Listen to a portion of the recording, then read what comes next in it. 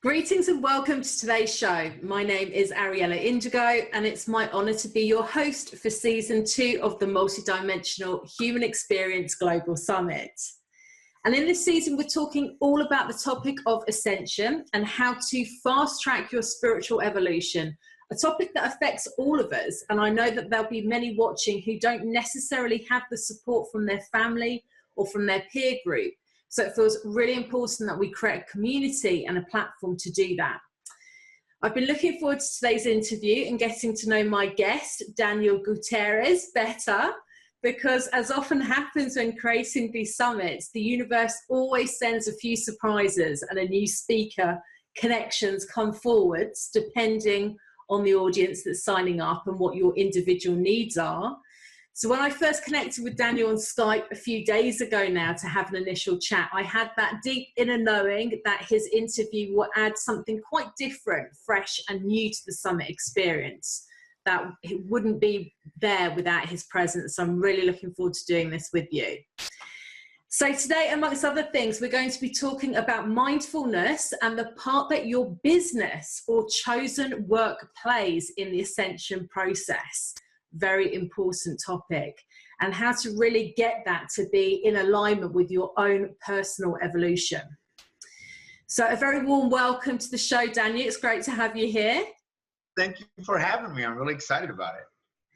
So I know you've got this incredible backstory, right, about your transition from the old world to your new world and how you aligned with your real mission. And I'd love to ask you to start off with that, if I may, please, Daniel. I think that would be very cool indeed. Well, that's a long story.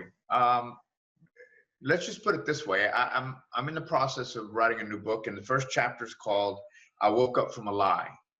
And so I always understood and gravitated toward that being successful meant working long hours, working hard, and once I got there and I had the $1,700 suits, the $400 shoes, I was wining and dining in some of the best restaurants in the world, that I was successful.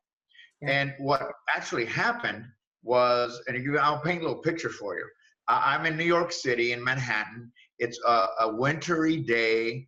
It's snowing, beautiful, beautiful snowflakes. I mean, like the kind that are the size of paper. It was huge. It was very beautiful.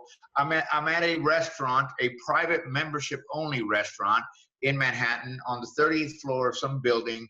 And I'm sitting in a big leather chair. And at the time I was drinking my $300 cognac. One shot was $300.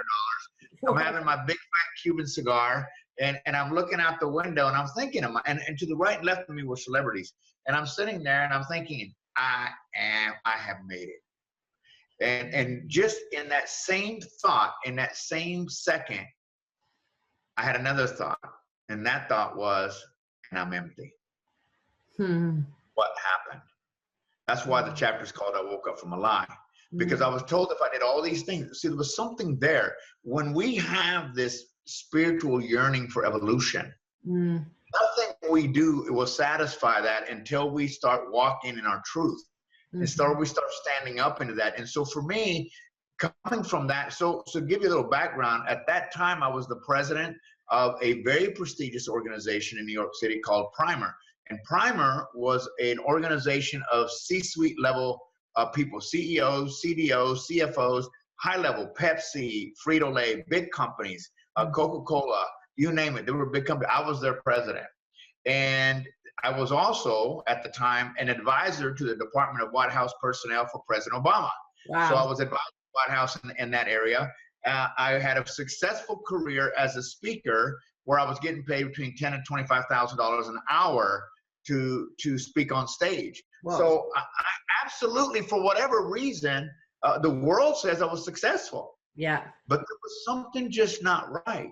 And in that moment, as I'm looking at this sexy scene, over New York City, I realized I was in the wrong place. And so what would it take, to really find myself in that madness, that world that most people would say, are you kidding me? I'd die to have your life at that moment, you know? Sure. So what happened after that revelation, that realization? What did you do? Well, I did what most people wouldn't do. You know? I want to hear that story. That's well, the story I want to hear. Yeah. Well, over the process of 12 months, I literally walked away from all of it.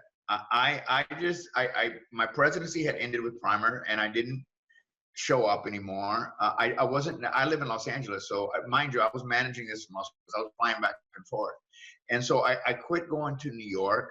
I quit networking. I have a major network in every city in the US. So you could have every major city. I could go to any city. I had a network. So I quit going out. I quit networking. I didn't do much work with the White House. I was still on the advisory team there for the but I got the emails, but I didn't participate. I literally said, I've had enough. And I quit going on the road. So which means that all of a sudden I was like, now what? What have I done? Really is what I should have asked myself. You know, and I just felt like I needed to disappear. I felt like I was so burned out. I was so done. I was so like, okay, I did what I'm supposed to do and I'm still not happy. So now what? So over the next 5 to 7 years, I decided, okay, so where do I find the truth I'm looking for? Where do I find this truth? Now, obviously it's within, but I needed teachers. And who was going to be high enough the ladder that I would listen to? My ego was like, oh no, you better have some juice before I listen to you. You got to tell me what you've done. You know, so I ended up going to the Himalayas and studying with the monks in the monasteries.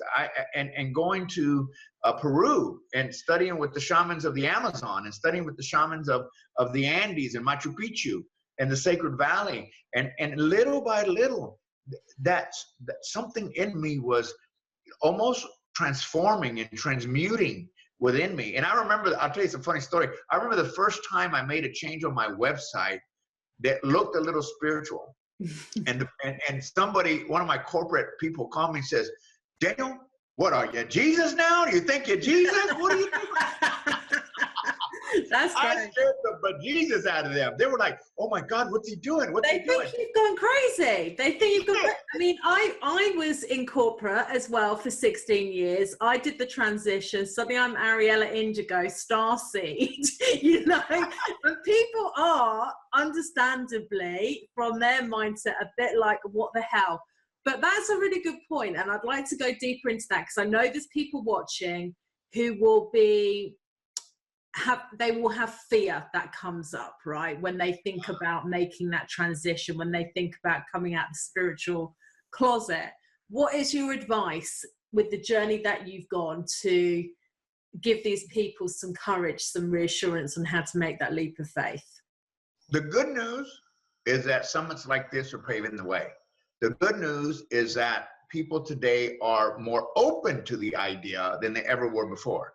And so it's a little easier today than it has been in the past. There were some of us that were in charge of breaking down the barriers, and then there's those that come, there's waves. These are waves, right? So you had the people in the 60s and the 70s who we really thought were crazy, right? Because they were really out there. But you know, and then we have every year we had every decade we had a different group of people being born to do different things, right? Like our children today are born with a knowledge I wish I had, but I don't. I mean, I have to work at opening that up. They come in already downloaded with that information. And so the good news is that there's a more of an acceptance in mainstream. Now, we talked about the idea of mindfulness. The reason why I say mindfulness, my mindfulness means spirituality. But I don't say that because it scares the hell out of people. And so I don't go there, but I mean the same thing. I mean the same thing. And so I've even gotten off stage and someone say, were you being spiritual? And I'd go, was I? Right? So the good news is that you can make that transition. Here's what I don't want to see people do. And this is something that I did, and it was just my path. I completely unplugged from the world because I needed to. That was my path. Not everyone has to go through that. I think that we need to find our evolution and our ascension into this new place without unplugging from our normal world. Why do I say that? Because if we all unplug, then we're not serving the world. We're not serving the world by unplugging and going to high up in the mountains and hiding. Our job is to be with everyone else and shine our light. I mean, when you said something earlier, I think it's kind of interesting. If you look at the types of people in our world, the gay and lesbians, this guy, this whatever, they all come out of the closet.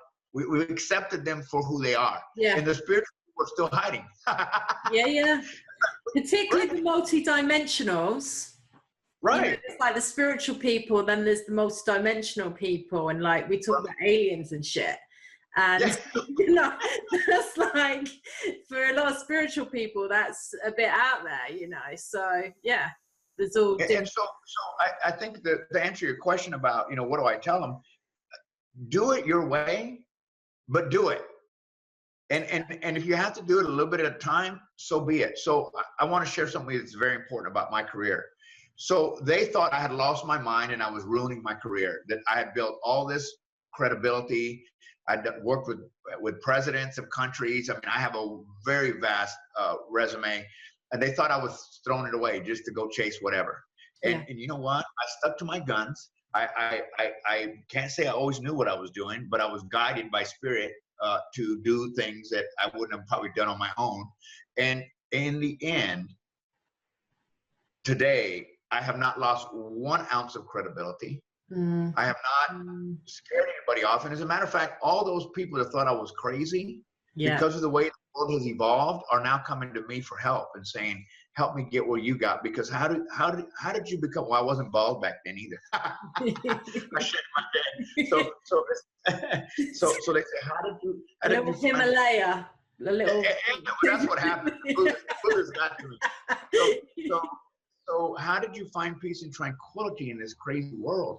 You know, and in order for us to find that level of ascension and growth and forward movement, we have to become present. And that is a job for humans, because we have what's called the human condition, which means that we're privy to our emotions, which run crazy, right? So what I would say to you is, do it anyway, not because you have to, but because it will change you. And when you do it from that space, you'll be okay. That's awesome. Yeah, thank you so much, because I think that is such an important point, and I love that this is part of your mission, to be that bridge between the two worlds, because I quite agree. There are some people's mission who, you know, is to go and live on a mountain in the Himalayas, right? Absolutely. You know, and that's their contract. But there's many people who are here to be bridges, and that's so important, such a huge role. So you work with a lot of, do you still work with a lot of people in business then? Yeah. What are you doing at the moment then, Daniel? Can you just explain that to the viewers? I know there's some awesome things that you're doing well. There's some big companies or little companies called, you know, Mercedes-Benz, BMW. Those are my clients. Those are people. And here's the interesting thing. For those of you that don't believe, guess what they're asking me? Teach me about oneness. Teach me about meditation. Really? Yeah. Asking me those questions, because they now see that I've made the transition from the corporate to where I am today. So I have that credibility, which is why I say don't get out. And now I'm coming back and I'm saying, so now had I been on the outside, let's just say that I had been just a crazy hippie all my life, long hair and whatever you see a hippie being. And then I went to corporate asking them to believe, they wouldn't listen to me. No. But I didn't. I was the guy on the inside with the fancy suits and the fancy meals and the fancy this and that. And I left and came back. And so they opened the door. So what I'm teaching them, I have them meditating. I have them chanting. I have them understanding, speaking about yoga. I have them burning Palo Santo or sacred wood from Peru. I mean, they're doing things that they think I'm crazy, but they can't deny the results. They cannot deny the results. And big companies, and I'm not sure if these are big global companies, so I'll just speak to the U.S., like Aetna, it's an insurance company in the U.S., one of the biggest insurance companies in the U.S., now provides meditation and yoga and all kinds of practices because they saw a 20% increase in their employees in productivity just by allowing them 30 minutes a day to be able to meditate. well, then there's the results. So what I tried to do, I don't try, I do, is I build a business case for them. And I tell them that there's a business case to be built on an employee that's not distracted during the workday. And you got to help that employee get centered so that they get focused back on the task at hand. Otherwise, you have employees that are not focused, and therefore they end up not creating the best results for your company. And so this is how I get in there, because I'm talking their language. And then once I get in there, I'm as foo-foo as anyone else and woo-woo about anyone else about what I teach. But it's too late then, because they already paid me.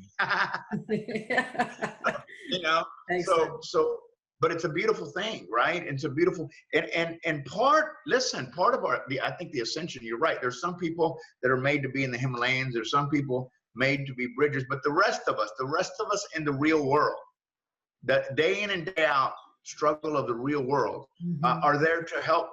We need a lot of people to help make this transition in our world. And if we go hide our lights in our peripheral closets or the Himalayas or in the Andes, then we're not helping speed the earth in its process. I mean, it's just not us as human beings that are ascending. It's the earth that's also ascending. And Mother Earth needs our help. Absolutely.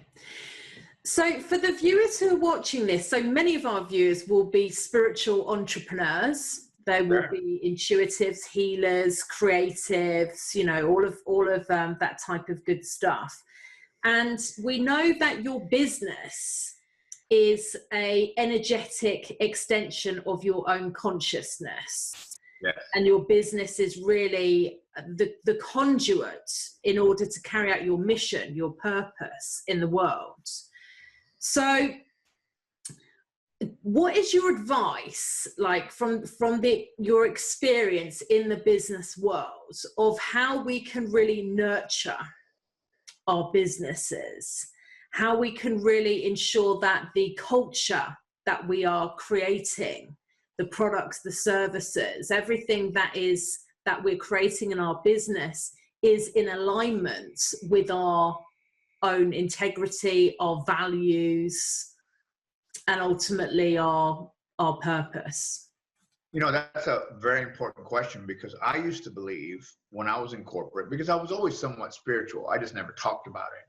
Right. You know, and so I believe that when I went to corporate, I had my suit, and then when I came home and I took off my suit, then I was Daniel. Like it was two people. Well, I guess me too. Yeah, right. Yeah. You know what I'm talking about. I know you're talking about. So I got a news flash. You are who you are, no matter where you go. Absolutely. And so it is imperative that we learn to be consistent with who we are. Now, if you're selling diapers, so be it.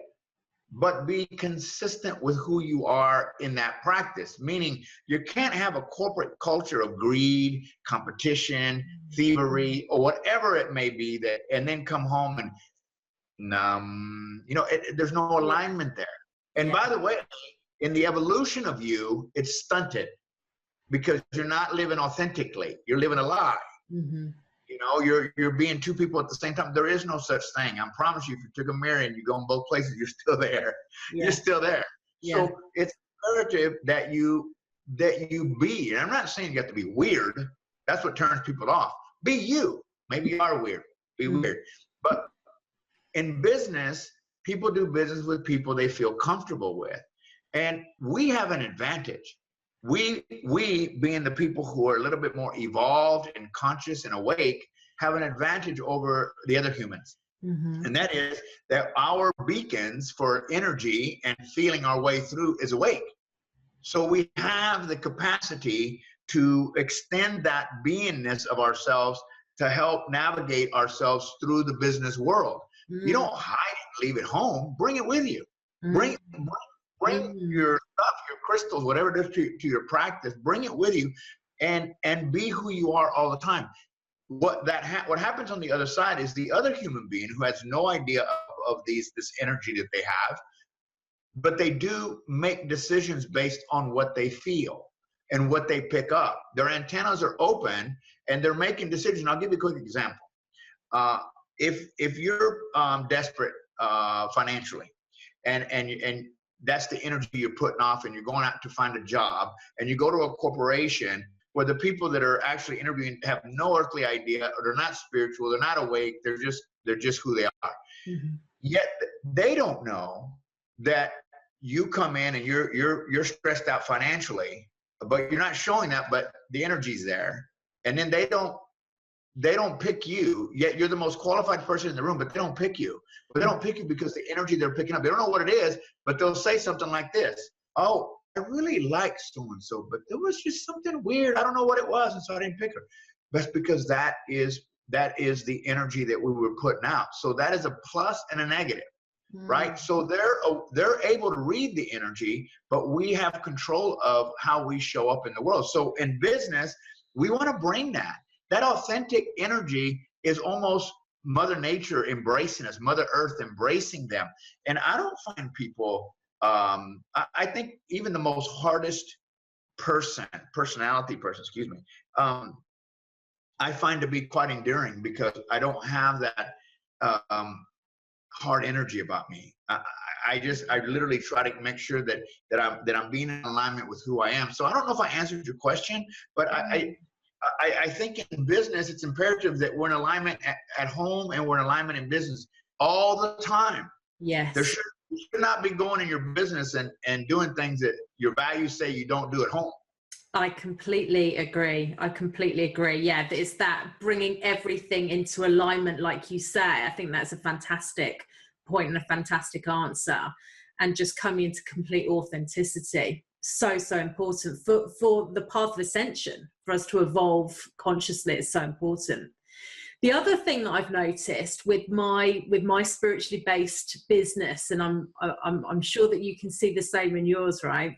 You know, like it does literally have its own consciousness, doesn't it? It's like a living, breathing vehicle.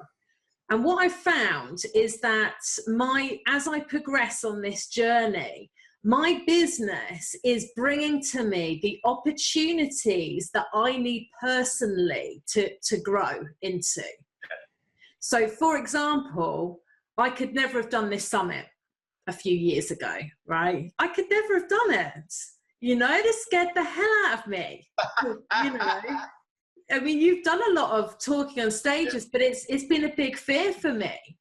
But I do know that is part of my mission, to speak in public. I absolutely know that. So my business is kind of forcing me to step up and forcing me to grow and to access those soul gifts, which are always there for me. They're just hiding temporarily, in order so that I can ascend on my path. Have you noticed similar? Listen, if we believe that we're evolving and we still have the same clients that we had 5 years ago, we're not evolving. When we evolve, so does our clientele. So do the opportunities, because we're supposed to be challenged to some degree, not to the point where you're stressed out, but we're supposed to be challenged. Yeah. I always tell my clients, if they, oh, Daniel, I feel horrible. I feel sick in my stomach. I say, great. You're right where you're supposed to be. Because if you're not sick to your stomach and you're not pushing the envelope, then you're not growing.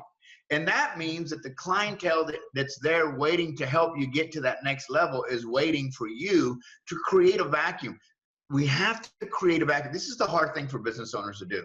Creating a vacuum means creating a space for the universe to work. If we keep it full with a bunch of stuff that we don't need, that no longer serves us, then the universe just says, well, when you get tired of dealing with that, you'll eventually let it go. And when we let it go, immediately a new client steps in. We have to trust the knowledge that we're asking people to trust. We have to trust the process of evolution and consciousness in our own lives with our business. We have to trust that, like you did. You trusted to do this telesummit. Even though you didn't know how it was going to come out, I would have never known that, because you're doing a great job, right? So we have to trust that in our business. So I know that each one of you that are business owners or thinking about opening a business right now have a client that you're thinking, oh, Lord, I wish I could get rid of them. But you're still hanging on to old ideas of money, and that you need that to pay the bills. Lack. Well, then you're not evolving. You're not evolving because evolution requires that we are different, that we die to ourselves in the moment and die to our own ego, and trust that if we are evolving and ascending, that the 3D and 4D and 5D dimensional areas have different gifts for us when we're able to let them go. And the 3D world and 2D world are saying, no, hang on to it because you're not getting anymore. Though that's not true. But if we don't create the vacuum for all that to happen, then we get to just stay stagnant.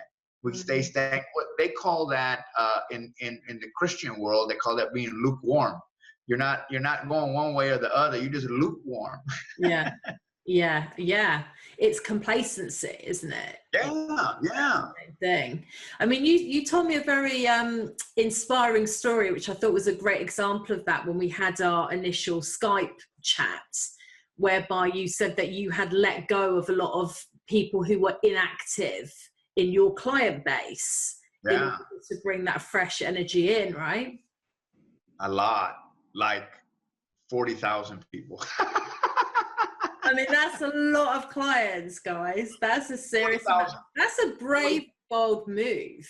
Why? Yeah, Can you talk to our viewers about why you did that? Because I think that's a really great story. Again, practicing what I teach, you know, I just felt like, do I really need all these people? Are we serving each other? Let me put it this way. Think about milk. Would you drink expired milk? Would you drink, well, some people are crazy, they might, but you know, there's always somebody going, yeah, I love it. But every day. Every day, especially the lumpy one. Favorite drink. Right? Yeah, my favorite drink. No, generally no, we wouldn't. No, right? Yet we have relationships in our lives that are way past the expiration date and we won't let go. And so I looked at all those clients and thought, first of all, I've had them for a long time and they knew me as the old dad. Yes. And now I've evolved and that relationship's not reciprocal anymore. And so I said, the best thing I can do for their evolution is to set them free so they can find a new teacher. I'm not their teacher anymore. I moved on to something else. That's power. Yes. That's evolution. That's growth. Yes. Why? Because I opened the door and trusted what I teach, what we know, that whatever needed to come forth would come forth. That's the hard part. But it didn't show up. And these opportunities didn't show up until I was willing to say, I think it's time to evolve past that. And you're right. Most people in this industry thought I was nuts. Again, people think I'm nuts all the time. But I'm always willing. You get used to it, right? It's like, it's like quite good fun after a while. Yeah, it's part of my MO. If I don't do something crazy, I gotta go find something. Yeah. So, but part of that was, again, in my business, and what I try to help people, entrepreneurs, spiritual entrepreneurs know is that if you really trust what you know from a heart space, not intellectual, and that knowingness that comes from the heart, that the answers and the questions and the growth that comes from that space, then there's no need to worry. There's no need to fret.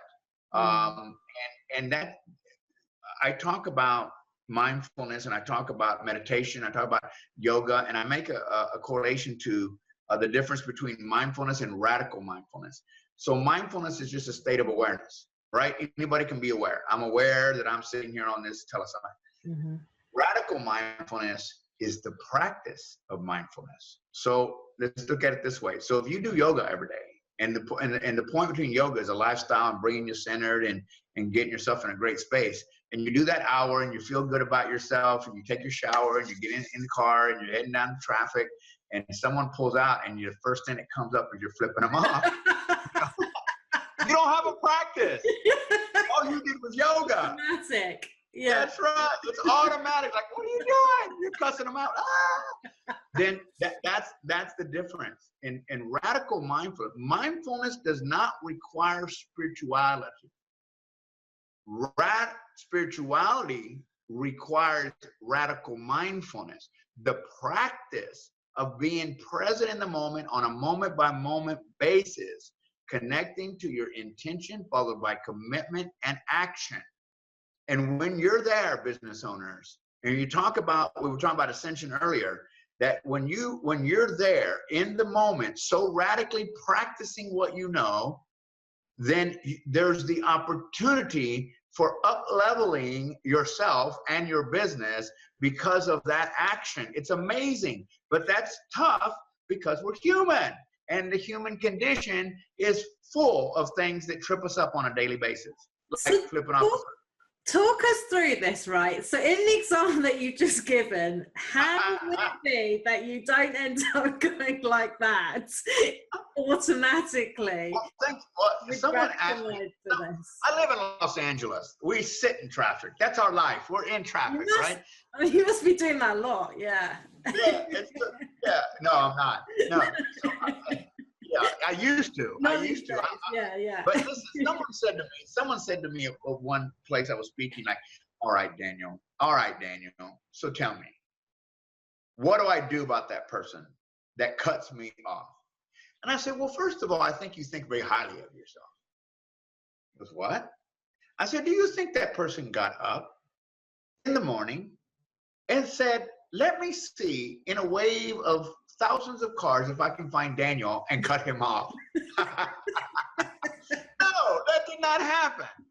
I said, so you take it personal. Number two, if you're practicing your mindfulness, if you're practicing what you know, think about how that situation would be different. I'm going to tell you why it seems like they're cutting us off. Because we speed up to not let them in. And now we create a problem.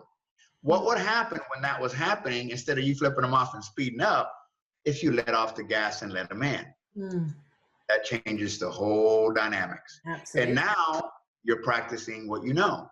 And so I go through the freeway going, okay, if someone's in that big a hurry, I'm happy to let them in and move on. I don't let the whole world in, but where it seems appropriate, rather than get into the defensive space, I practice what I know. Take a deep breath, and stay cool. Listen to my radio, enjoy my ride. We're gonna get there when we get there. I can be bumper to bumper and making people mad and all that stuff. It doesn't serve me there. Now you've taken what you know and you're practicing it on a moment by moment basis. I'm not talking about when you're in meditation in the morning. That's easy. It's easy to have a practice when there's no one bugging you. Totally. Yeah, it's in the real world. It's in the physical. Yeah, but that's what people are looking to us to be, that bridge. They're looking to see how is Daniel going to react? How is he going to manage? How is he going to lead? If you're a leader, how's he going to manage if you're a manager? How's he going to react if he's a dad or a mom? That's where the practice comes in. That's what radical mindfulness is about, is how can I be more of that more of the time, so that my actions are supported by my claim to my level of spirituality in this world. No one should ever have to say I'm spiritual. As a matter of fact, if you tell me that, I got one eye open and one eye closed going, I bet you're not. Right? And the only reason I say that is because that if you are, it should exude out of you. Yes. And they should, going back to the people that we're hiring, that's what I'm talking about. It should exude out of your pores this beautiful, authentic energy of love and compassion and understanding, and you don't have to say a word. They get it, and I'll give you an example. I had a lady once who, you ever sit next to someone on the airplane and they put their headphones in right away? They're like, don't bother me. Right? Yeah. That's what they're saying. Don't bother me. Right? Yeah. It's like, shut up, don't bother me, don't ask me what I do. Yeah. Right? So this did that. It's not me. No, it's not. It's not. Right? So I sit down next to this woman, and I mean, it was not even, like I could tell it was like, don't talk to me. Okay, no way, I didn't care. Anyway, I sat and did my thing. It was a long flight, 4-hour flight. And when we landed, the woman puts her hand on my hand and says, sir, I just wanted to say to you, what a wonderful energy you had. And it really helped me sleep. Thank you. I was in tears. That's a great compliment, isn't it? Right? right? But that's where we want to be. Mm. That's where we want to be, because here's a woman, I don't know if she was spiritual or not, but she must have been, to use the word energy. But the blessing was in trusting my own truth and being okay with that. That's being radically mindful. That's how our businesses grow. That's how we get to higher levels of ascension. When we can get in that level of alignment, that the process of evolution can continue to grow. That is a beautiful point, and I thank you for bringing that up. It's true for me as well. There's some people in my reality. I'm thinking about like one person in particular, my boyfriend's mum. She's this beautiful, beautiful, heart-centered woman, you know. She's not she doesn't call herself spiritual, you know, she's not into any of this. But I tell you what, this woman is she's so giving, she is so loving, she's so accepting, she's so authentic. And I look at her and I think, yeah, you would never call yourself spiritual, but to me, you've got what I want. Like, right. You know, you're a beautiful person. So I thank you for bringing that up, because I think like we can get a bit hung up in the spiritual community about being spiritual. Do you know how you get to the next levels of us? And I'm sure you had the Hope, so I know they talked about this. So how do you get to the higher levels of existence, or how do you open yourself up to understanding because some people are very talented and they communicate with who knows who up there, but somebody, they're communicating with other people, other beings. And how do you get, you know how you get there? You get there by what I call, I call that, you get there by unconditional acceptance. Unconditional acceptance. That's recognizing that we cannot ascend to other levels of our beingness until we accept the journey that we have been tasked to do in this lifetime, and that's to be human. And when you accept your humanness, you open up the channels and the gifts to things that are so much bigger. In other words, I may be able to communicate with ET. But that does not exclude me from my human condition. Absolutely. It does not exclude me from my journey of experiencing the human world. It does not mean that I'm supposed to go into my closet or into my apartment or into my wherever and hide myself so that because no one understands me. It means that we go out and we have significant others and marriages and babies and all kinds of, we live the human experience. Now many of you probably believe that if you don't do this life correctly, you might reincarnate and come back and have to do it again. Well, if that's true, then let's accept the fact, be so unconditional in the acceptance that we are in this human form. And I promise you that those other dimensions that some of us don't have the capacity to get into, that when we leave this plane, you will see it then. So let's practice being human, and those of us that have gifts like you that can move us and share with us, great, then we'll do that. But the rest of us that don't do that, well, be unconditionally accepting of where you are. And in that process, you open the door for the possibility of higher understanding in realms that we have desires for. Yeah, great point. I mean, as you know, the summit is called the multidimensional human experience, right? And it's called that for a reason. And being multidimensional, it includes 3D. It includes the physical. It's everything. Right. You know, I get it. I have been in the past, I have been on very serious on a very focused spiritual path. For me, what was true, when I went deeply back into the physical, and I almost like rebelled against spirituality, right? I forgot about it. It was like, oh, you know, I've just got to go and integrate some darkness for a while, you know? I've got to go and find my shadow again. But it was when I went back into the physical and I was just human. And I was cultivating my relationships again with my human family, with my friends, all the rest of it. That is when I went through a major shift in my evolution, without even. Sure. So yeah, I think that's such an awesome point.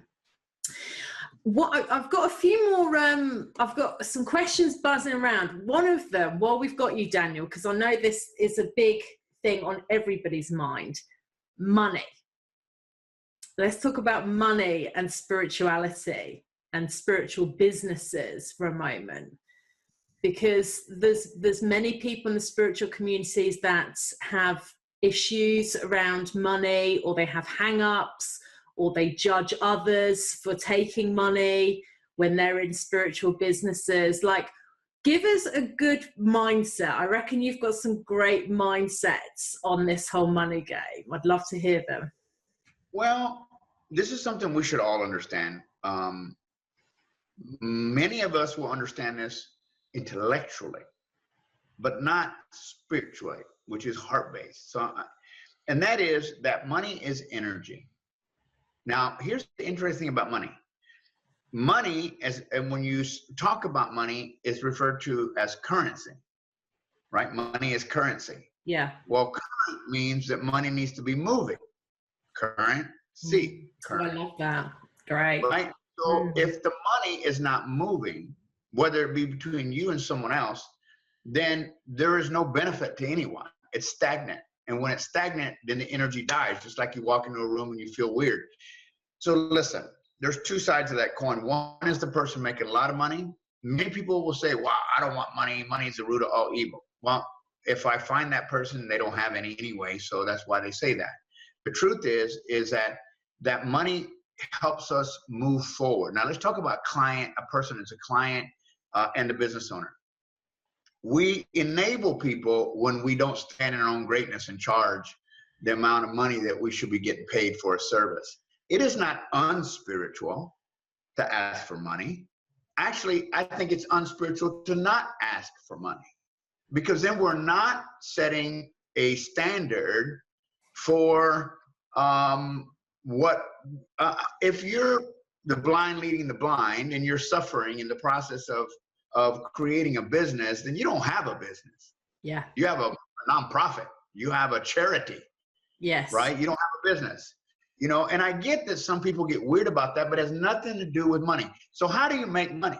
Well, I'll give you an example. When I first started as a speaker, I had no idea what speakers made. I saw these Zig Ziglar and all these people making all this money, and you know, I want to be one of those. And so I used to call myself Meals on Wheels. If you fed me, I spoke. So that's where I started. Meals on Wheels. Feed me, I'll be happy to give you a presentation on success. Yeah, but you're feeding me. Great. Okay. It's a good deal. It's And then the first time I got $50, I was excited. Wow, I got $50 to get up there and gab for 30 minutes. I'm excited. And then, now here's what was happening. Our ability or inability to ask for money is in direct alignment with our self-esteem. It has nothing to do with our clients. Our clients will happily pay, but we don't do that. And so we end up attracting the wrong kinds of clients because of us. It has to do with them, right? So as I went along my journey, I went to 500, I went to 600, I went to 1500, I went to 2500, I went to 5,000, I went to 6,000. I was like baffled every time I got a check. I remember the first time I got a check for $25,000 for an hour's worth of work. And I remember my little son, he was young at the time, and I had the check. It was from Harley Davidson, big company, big world company, motorcycles. Yeah. Yeah, big company. And it was sitting on my desk, and my son, he's little. He says, "Oh, look, Daddy, it's $25." I said, "No, it's 25,000. There's 3 more zeros on the end of that, right?" But now I had built my self-worth along with my self-esteem. And so for me, it's just a number. They're just numbers. Our issue is with the number, the energetic number that we have not become in alignment with. Again, you're in a human journey, on a human, you got to stay present and recognize it's just a number. Yeah. It's just a number. It's okay if you can't charge more than, I never have my clients charge more than they believe in. I'll say, I think you're worth $3,500 an hour. Well, I say, okay, what do you think you're worth? 800? Great, let's start there. Because you'll stand confident And trust me, you'll do what I did. Once you see 800, you go, oh, I might be able to do a little 900, 1200. So when it comes to money, I think we do a disservice to our clients by not charging what we're worth. Mm. We do a disservice. We think we're doing them a favor because they can't afford it, but it's not true. It's a disservice. I agree. And I mean, a quick story from my own life in that when I first started out with my spiritual business, I mean, I was charging next to nothing, right?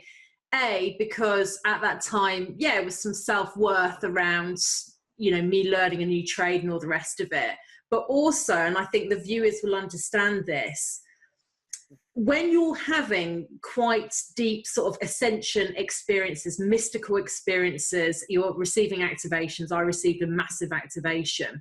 You can go through a stage as well where you are shifting out of kind of old 3D timelines and you're very, very sensitive at this stage. So I went from being in corporate, earning loads of money and chasing money to being completely allergic to it overnight, right? And like marketing, I mean, I wouldn't have been able to do summits or anything, but partly because I would have been allergic to the whole marketing piece back then. But you integrate, like, you know, you get flooded with a load of light and then you integrate it. But also, just very quickly, I mean, I've had clients who, when I started this, I was practically giving away my services. Hardly any of them got results. And one of the reasons for that is because in their consciousness, their 25 quid or whatever it is to you, the ridiculous thing that you're charging, it's not registering. It's not registering as significant. So you are not actually standing for your client and helping them to get the breakthroughs that they need because you're not keeping them accountable. They need to be able to spend money to get that accountability, right? No, well, not only that, when we barter, that's the other thing that we tend to do as spiritual people. We don't want to charge, so I'll say, hey, what do you do? Well, I do web services and you do this, let's trade. You know what the problem with that is? That you put that in the field and then the universe gives you back more of that. Yes. And then you get upset because you're not making money. Well, you're not charging. There's no money, there's no energy exchange there. Maybe a gift. Maybe there, but I'm talking about the currency of money. Mm-hmm. When you charge, or even if it's just $1, there's that physical exchange or credit card exchange nowadays that creates this shift in energy that creates a movement within yourself and the other person that's called currency, and that's the energy. When that energy begins to flow, it's like everything opens up. I have a quote that goes, everything we can possibly desire is at the fingertips of our awareness, the fingertips. And so because a human cannot usually see what they have not experienced. So if you've never been wealthy, you don't know how to be wealthy. It's never been in your experience. Doesn't mean you can't get there.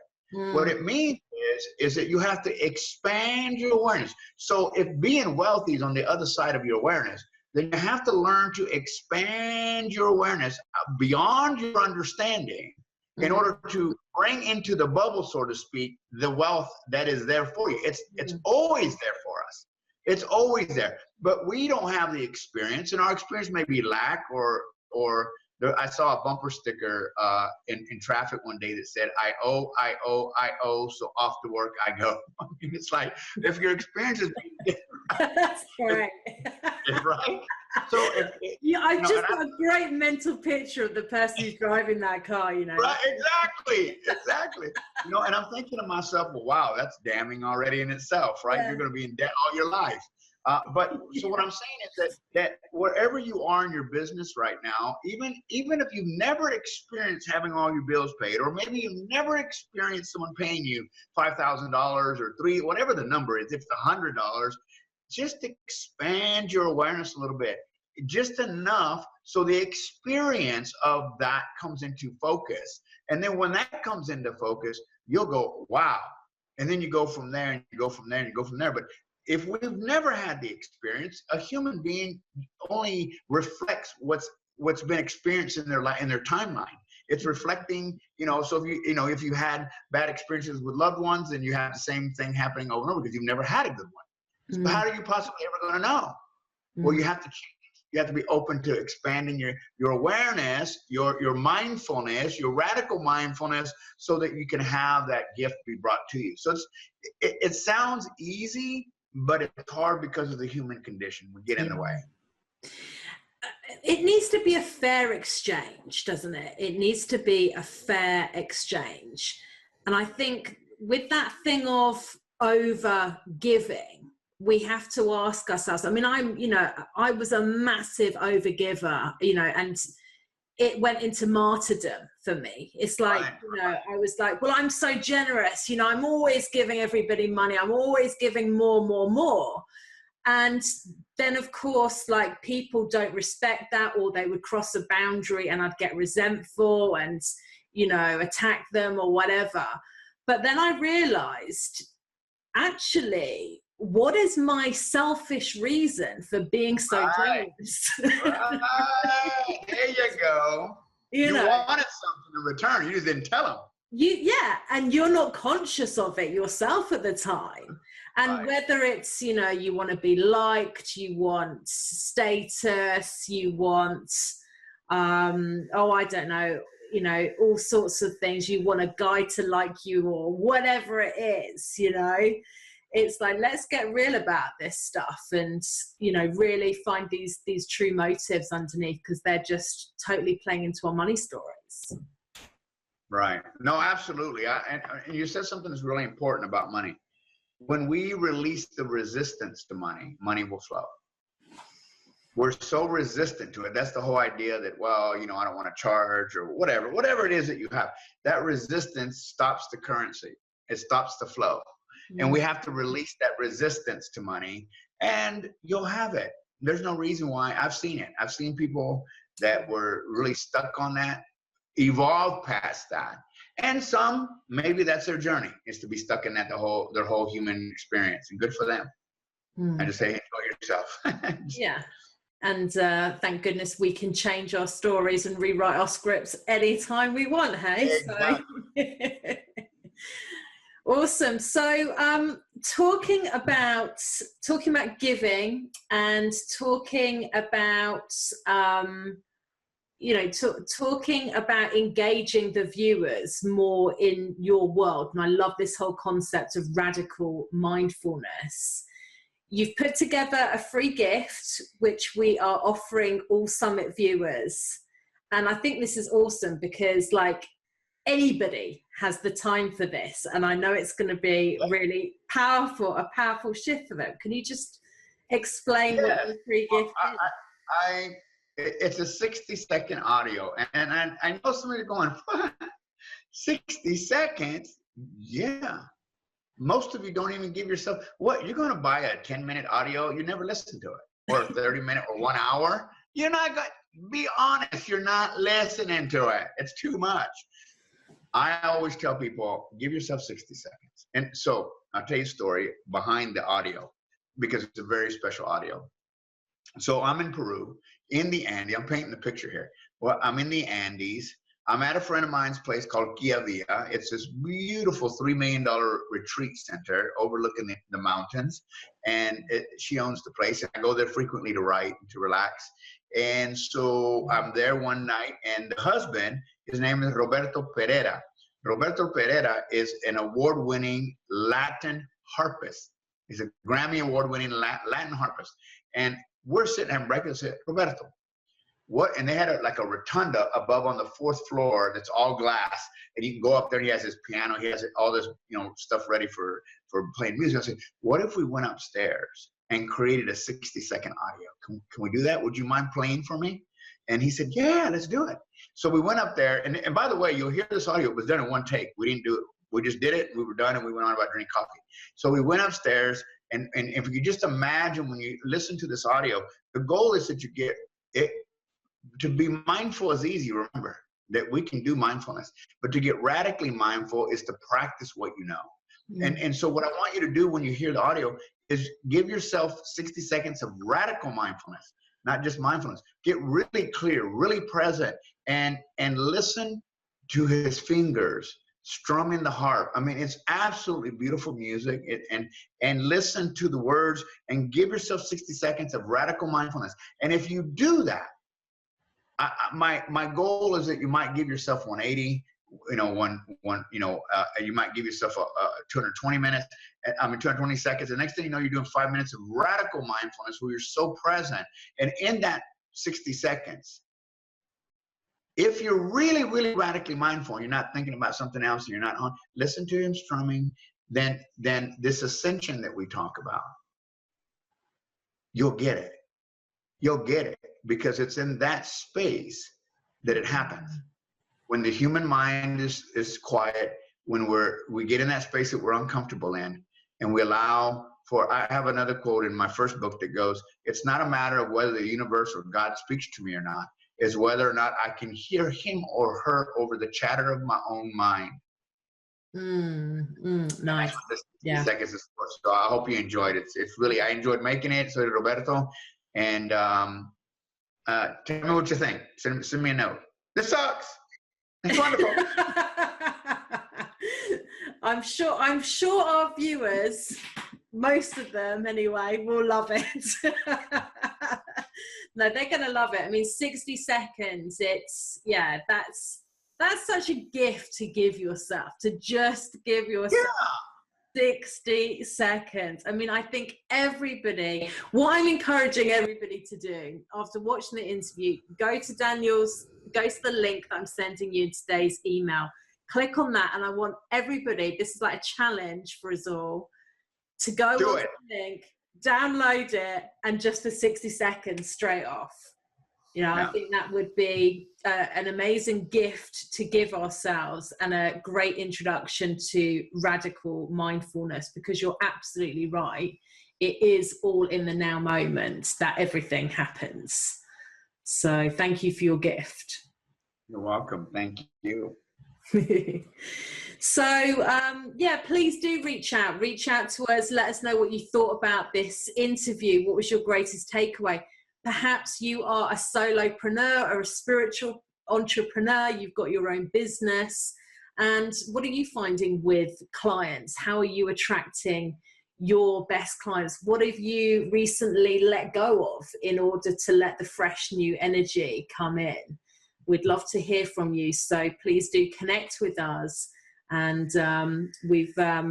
it's been great doing this interview. Thank you so much, Daniel.